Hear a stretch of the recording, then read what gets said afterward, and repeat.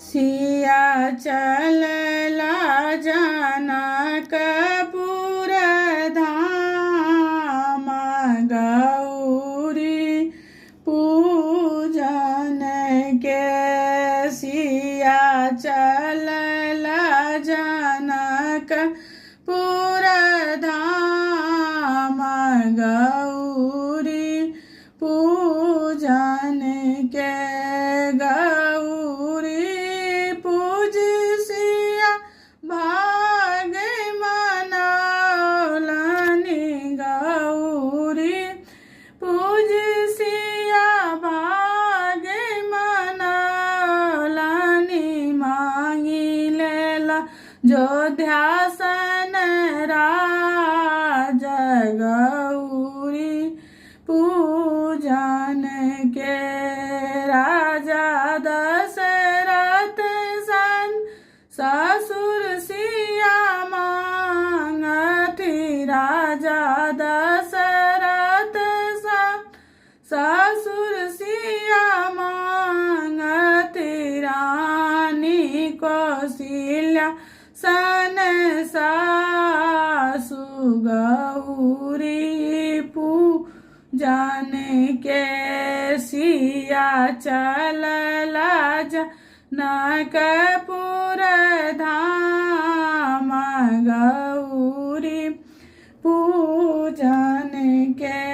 गौरी पूज सिया भाग मनौलनि। गौरी पूज सिया भाग मनौलनि। मांगी लेल जनकपुर नैहर गौरी पूजन के। राम ही चंद्र सन स्वामी सिया मांगथिन। राम ही चंद्र सन स्वामी सिया मांगथ से।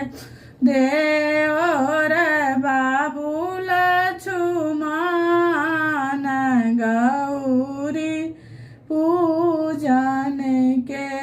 सिया चलला जनकपुर धाम गौरी पूजन के। गौरी पूज सिया भाग मनौलनि। गौरी पूज सिया भाग मनौलनि। मांगी लेला लाभ कुश पुत्र गौरी पूजन के। लाभ हरि कुश सन पुत्र सिया मांगथि। लाभ कुश सन पुत्र सिया मांगथि।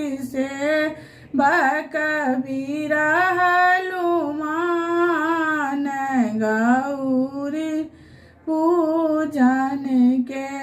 सिया चलला जनकपुर धाम गौरी